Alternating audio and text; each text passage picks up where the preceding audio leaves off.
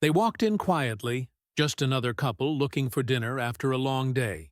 But the moment they sat down, everything changed. The waitress glanced at them, then turned away, pretending not to see. Minutes passed. Eyes from nearby tables whispered stories of their own. No one stood up. No one cared. But what everyone failed to realize was who they had just ignored. Because this wasn't just a dinner, it was the beginning of a moment that would expose the real meaning of dignity, power, and justice. It was supposed to be a peaceful evening, a rare break from the endless rush of life.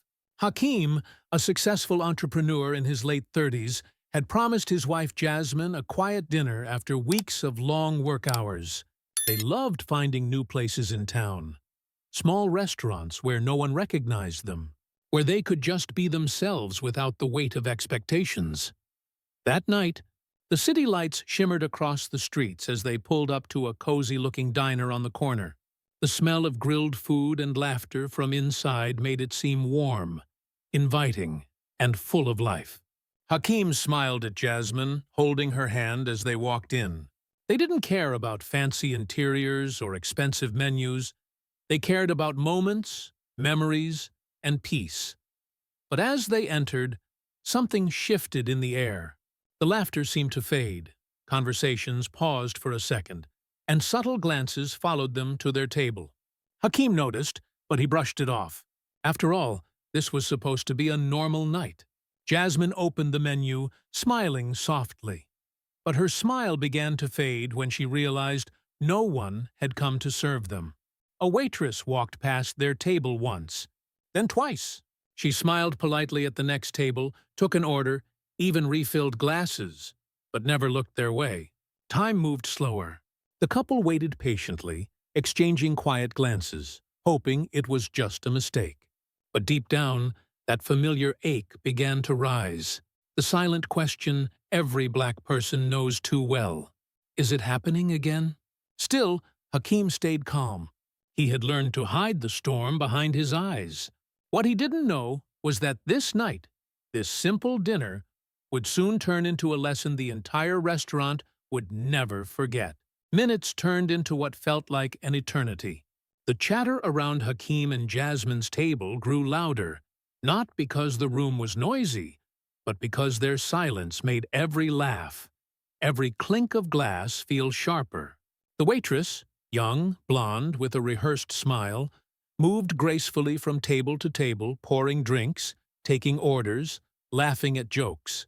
Yet, every time her gaze brushed past Hakeem and Jasmine, she turned away as if they didn't exist. Jasmine tried to stay calm, fiddling with her napkin, her eyes searching for kindness somewhere in the room. "Maybe she's just busy," she whispered, but even her voice trembled slightly. Hakeem nodded, though he didn't believe it. His jaw tightened. He'd seen this before. The invisible kind of hate that doesn't shout slurs, doesn't make headlines, but cuts just as deep. Across the restaurant, two men at the bar exchanged smirks. One leaned closer, muttering something that made the other chuckle. Hakeem caught it, the kind of laughter meant to sting. Jasmine shifted in her seat, lowering her eyes. She had faced enough in life to know when she was being watched for all the wrong reasons. After 15 long minutes, the waitress finally walked toward them, holding a notepad. For a moment, Jasmine's face lit up. Maybe it was just a misunderstanding. But when the waitress reached their table, she didn't even stop. She leaned past them to the table behind, flashing her smile again, asking, "Can I get you folks anything else?" Something inside Hakeem broke. Not anger, but a deep exhaustion. The kind that builds over years of quiet humiliation. He stood up slowly, his chair scraping the floor. For the first time, the noise in the room paused. People turned. The laughter stopped. All eyes were on the man who refused to stay invisible. He walked toward the counter, his steps calm but heavy. The manager, a middle-aged man with slicked-back hair, looked up from the register. "Can I help you?" he asked, his tone polite but cold. The kind that says, "I already know what this is about." Hakeem didn't raise his voice. He didn't have to. His calmness was louder than anger. "My wife and I have been waiting for 20 minutes," he said.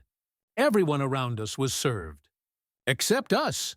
The manager gave a practiced sigh, glancing at the waitress. "We're short-staffed tonight," he said flatly, without looking Hakim in the eye. "You'll be taken care of soon." But soon never came. Jasmine watched as Hakim returned to the table, his face unreadable. She reached for his hand, whispering, "Let's just go." But Hakim shook his head. "No," he said softly. "They need to see us." Another 10 minutes passed. The waitress still didn't come. Instead, she laughed at the bar, sipping water, avoiding eye contact like guilt itself. Finally, Hakim stood again, this time with finality. Jasmine followed quietly. As they walked toward the door, a voice from a nearby table whispered just loud enough, "Guess they couldn't afford it." The laughter that followed was quiet, but cruel. Jasmine's eyes filled, her dignity trembling on the edge of breaking. Hakim turned his head slightly, his voice calm yet chilling. "You'll remember this night." And with that, they left. No shouting, no scene, just silence. But as the door closed behind them, no one inside realized the real story had only just begun. The next morning, the same restaurant opened like any other day. The smell of coffee filled the air, chairs scraped against the floor, and the same waitress laughed with her co-workers as if last night never happened. To her, it was just another shift. To Hakim, it was the line that couldn't be crossed again. He had spent the night awake, not in anger, but in reflection. For years, he had worked to build something of his own, a chain of small businesses that prided themselves on equality and respect. He had faced prejudice before, but this night had left a scar deeper than most. It wasn't about bad service.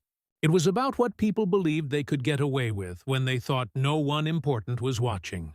By noon, Hakim and Jasmine were back at the same restaurant, but this time they weren't there for dinner.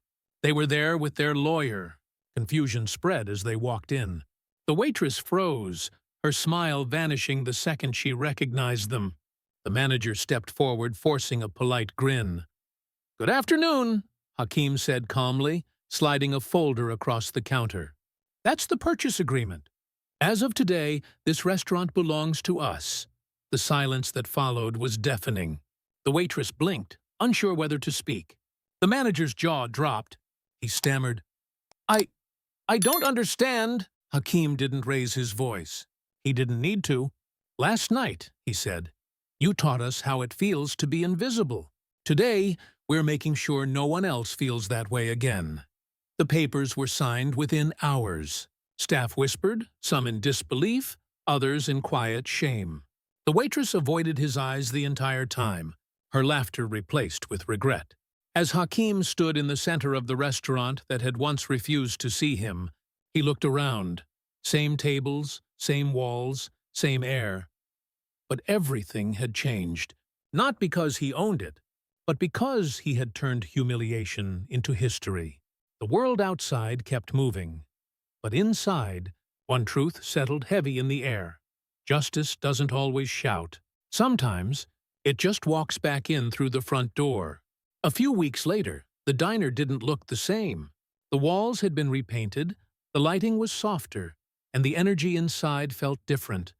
Warmer, kinder, human. The new sign outside didn't just carry a new name. It carried a new purpose. Welcome.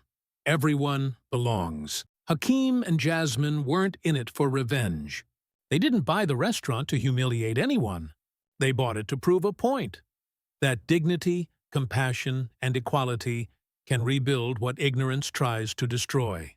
The same waitress still worked there, though now she served with a quiet humility. Hakim never fired her. Instead, he asked her to attend a community workshop on racial awareness that he personally sponsored. At first, she resisted. But over time, something changed. She began to see what she'd ignored for so long. The small cruelties, the quiet prejudice, the invisible pain that others carried. She began to serve differently, not out of fear, but understanding. Every day, new faces filled the restaurant. People of every background, laughing, eating, sharing stories.